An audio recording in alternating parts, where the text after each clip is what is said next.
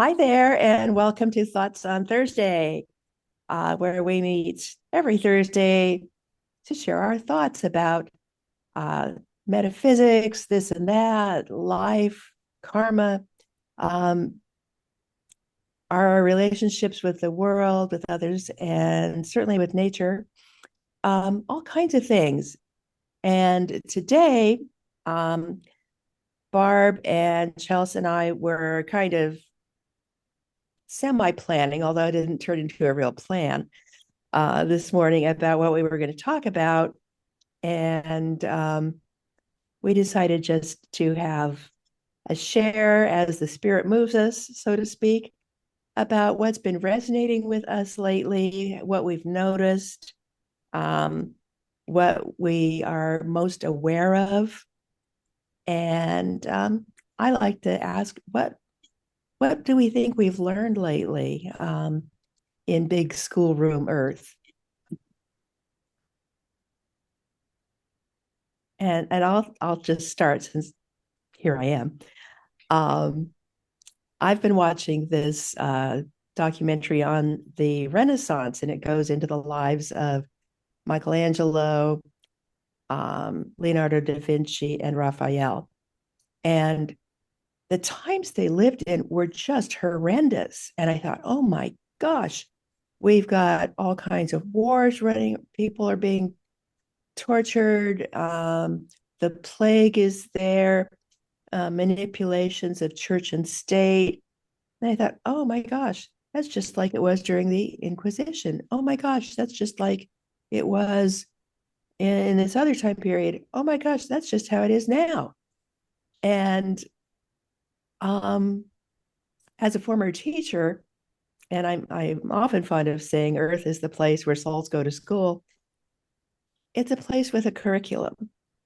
And I begin to think that the things that happen here on Earth are, it's like, well, this year we're going to have a lesson in government and poverty. And okay, that's the class I'm taking along with personal health and, this and that. So, there's certainly a million reasons that all of these things are happening around us. But it's like taking a gym class. There are things we've got to develop muscle memory for, like, oh, yeah, this isn't real. What's really real is spirit and goodness and love and awareness, and help that to become almost automatic, so that we can look at the world and all of its foibles with loving eyes and open heart. So that's what that documentary was telling me. Yeah, Drin. Um, yeah, Mary, yes to all of that. Um, I've, Mary, as I was listening to you, and as I listened now to anyone, because of what I'm sort of remembering, I like the word remember rather than learn. I think learning things is subservient to remembering, Mhm. but there are two different things. So I like both. Uh, to me, it has to do with imagination and stories. And I've been seeing so much evidence lately that just about, for me, how imagination sort of oversees everything. And even science and numbers are subservient to imagination because you can make science and numbers do whatever you want. And one thing I've noticed throughout my whole life is a lot of people's like personal realities, their little imaginary stuff that they like, that it's in their space. Sometimes I find pleasing and in alignment with kind of how I am. And a lot of times I find myself getting annoyed and frustrated by what other people believe and what other people have in their imagination and their information streams. And I'm finding that this is helping me with have a balance of both. And honestly, to really no longer need to be frustrated or annoyed or irritated from any story that I come across, because I know imagination trumps everything. And even more, what's interesting to see is some of the imaginations that are very strong, very powerful, like looking at the plants and the trees and different, political things and behaviors that people have throughout the years, like Mary was referring to. It's the same stuff. We keep having the same experiences that we've been having for thousands of years. And anyway, the idea that imagination's really all there is really helping me receive, really helping me to be the guardian of what is emerging.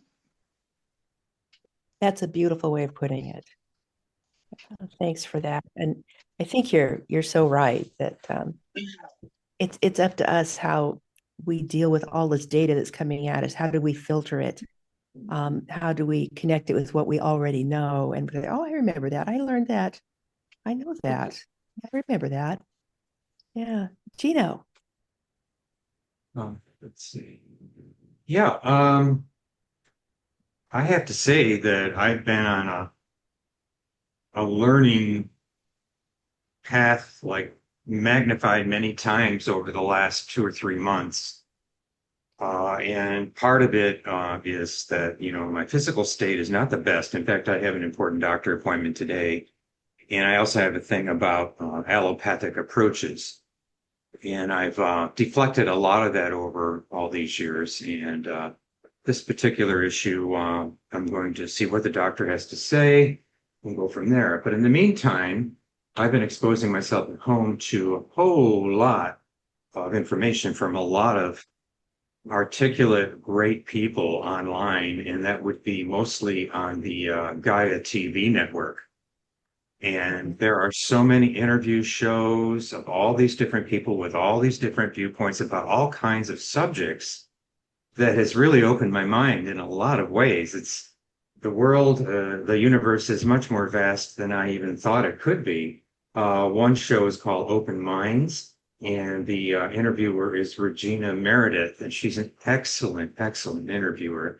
She also wrote a book. I forgot what his name is, but I learned about it last night that I ordered, talking about the future for humans and what they can be and all that. It just sounded really fascinating, so I ordered it. One of the downsides of seeing all these interviews is that I'm buying all these books and I can't keep up, you know? And I have a lot of books also that I have read so far on health and your subconscious mind and all kinds of cool things, really good things. One thing that really struck me about a week ago is Regina Meredith interviewed a man named Matthew James Bailey. And he really is an accomplished person with a lot of accolades and so forth, and knows a lot of the inner workings of things, such as, let's say, the World Economic Forum. He knows some of these people and so forth.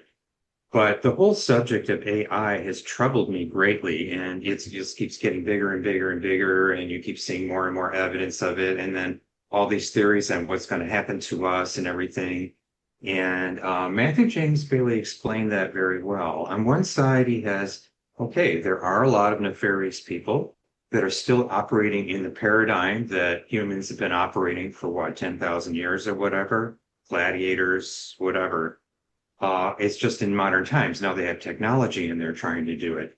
But now he said is some growing on the other side of people that are coming from compassion and love and developing AI to evolve humans in that way. And so what he did is he wrote a white paper on that of his own. And I read it and I thought, that is just so profound. This is what people need to hear now. And he said, really, we need to get on this soon. And I thought, this is a ray of hope related to all of that, because AI is going to greatly affect us. What if it could be used to help us develop our consciousness and everything? Wouldn't that be amazing? So these are examples of things that I've been learning. It's very exciting. And I have so many books I'm trying to, I'll sit there every day and read. Okay, I just got that one done next, and it's like, I've got so many. But it's a lot of fun and I like it. So that's kind of where I am right now. Yeah.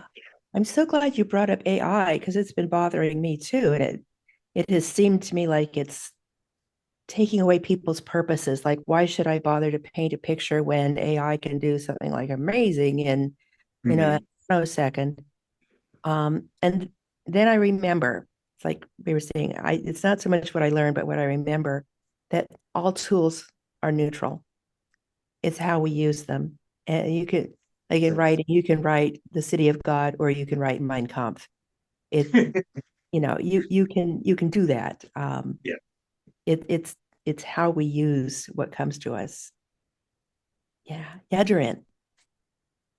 Yeah, Gino, I'm kind of, I had the similar timing, leading up my whole life. I've just been hating AI. I'm like, I hate this and I don't want to participate. And somebody recently told me about a documentary they saw that someone did that was very compelling, Gino. It probably involved what you were speaking of, but it was something to the effect of, um, AI is actually going to side with humans when push comes to shove. And I was like, oh, that's interesting. No one ever suggested that to me, and I never bothered to go there. Yeah. And so if I wanted to watch a documentary, I could if I needed evidence, if I needed to see this compelling evidence. But that was all I needed. I was like, oh, okay, and I snapped out of it. Yeah. Yeah.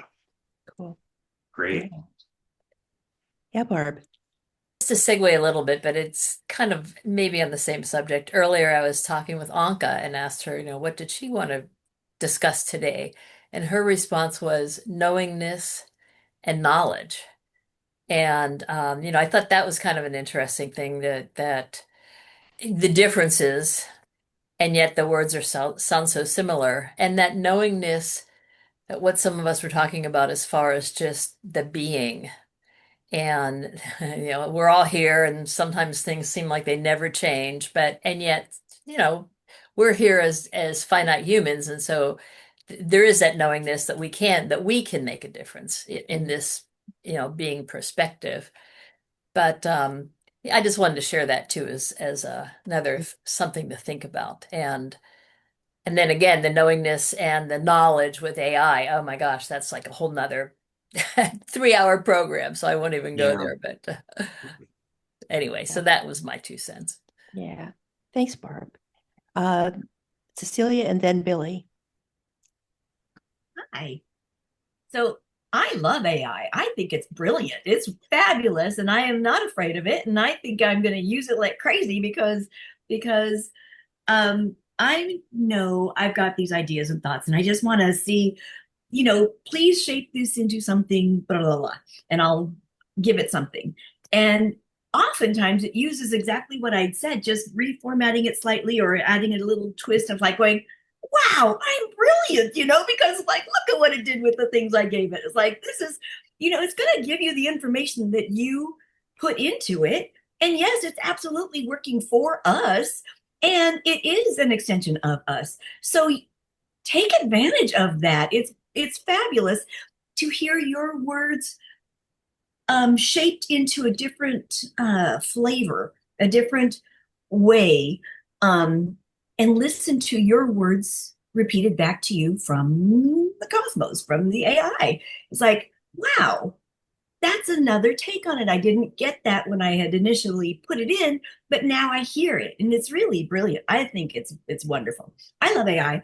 Anyways, but that's not what I wanted to say. My initial thing was I wanted to say about the knowingness, actually. Um, I was Gino, I love Gaia. I do a lot of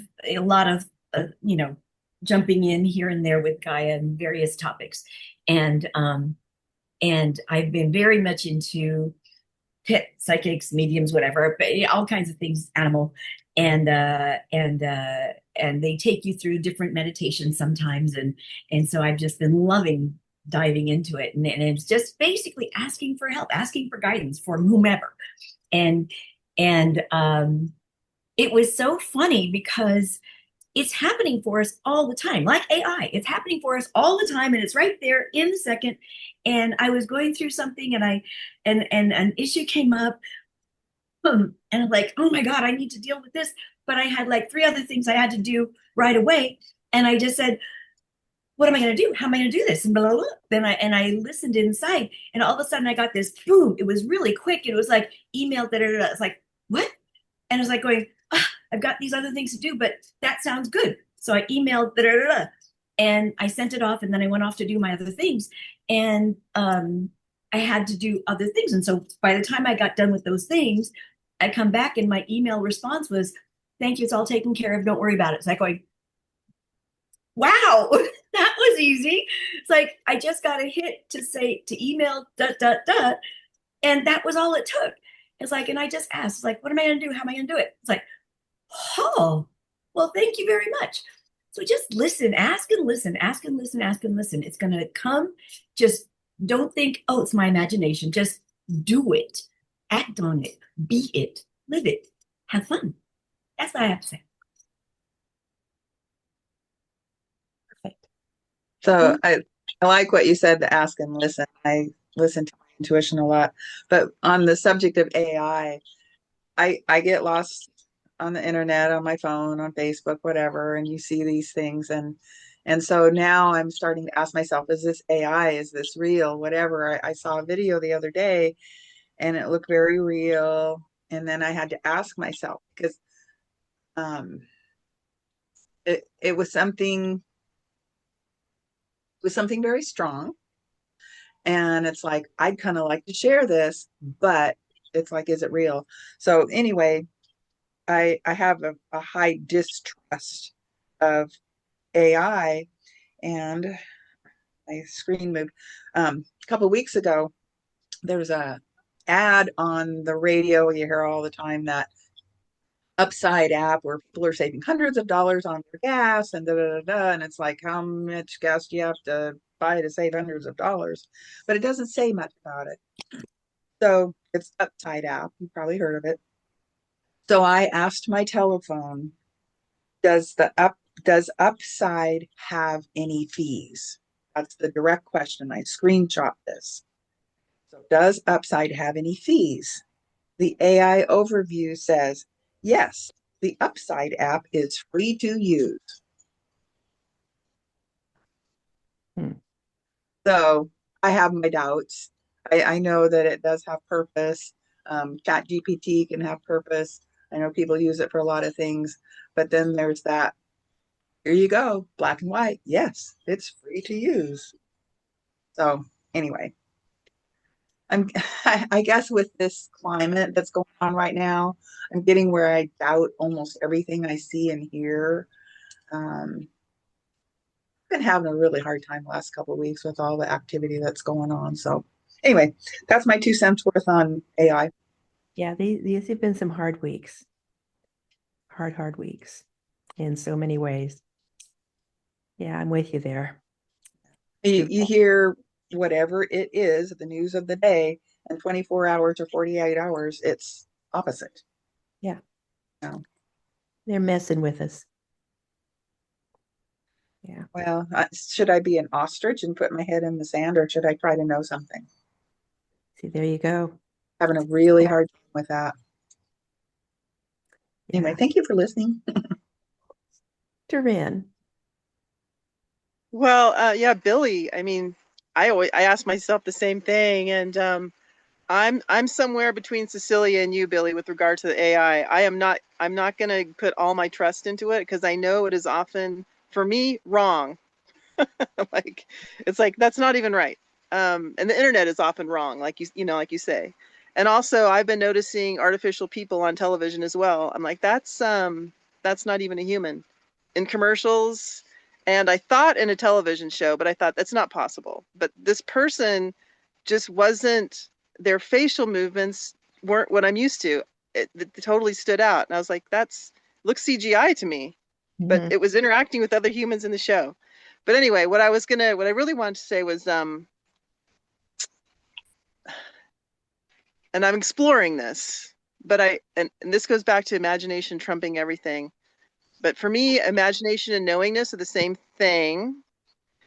And specifically with like animal communication, I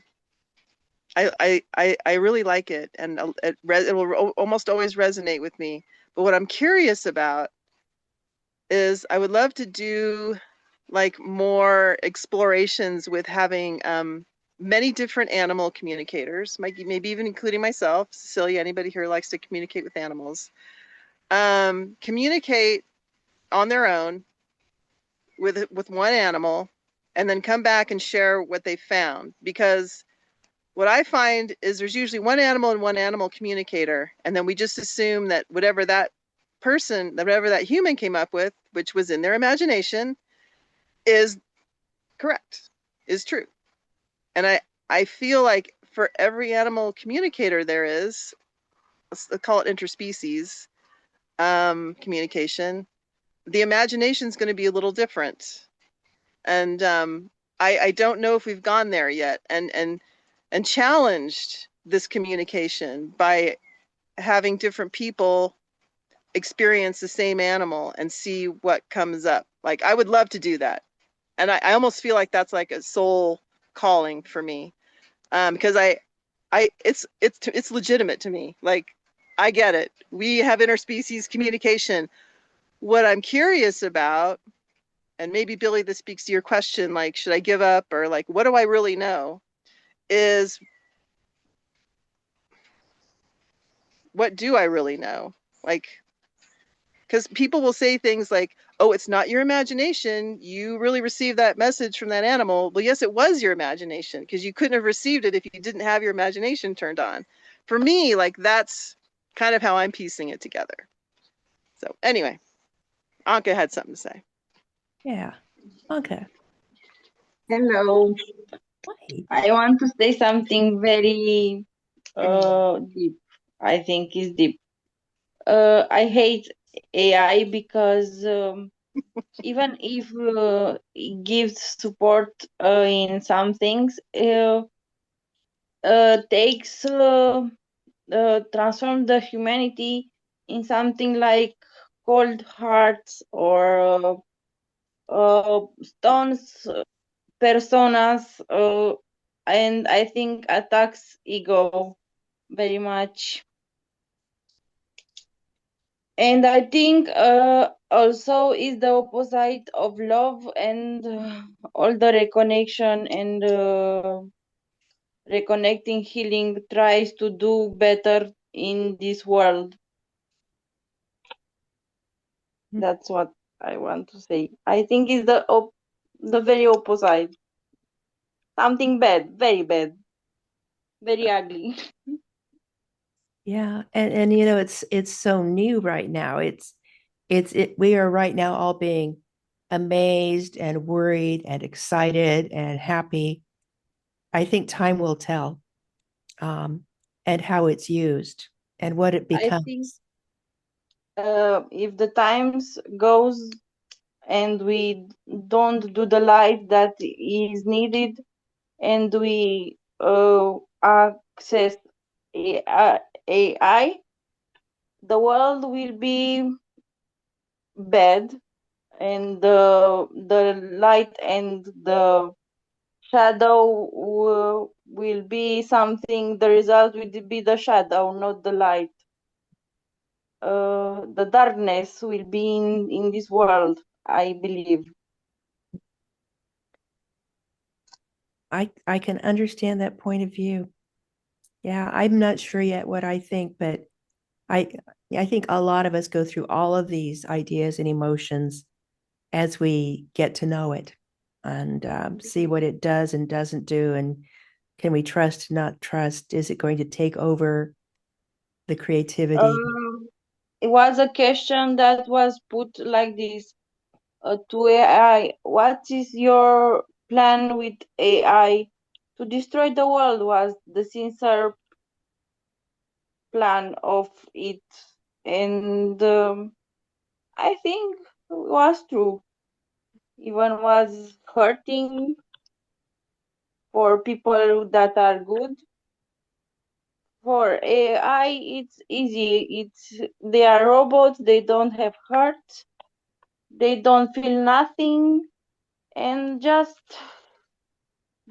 do bad and just a little help when you need, and to be lonely and to feel loneliness searching for an AI. No, you should try to look for people, to believe in people, and ask them what you need, not an AI.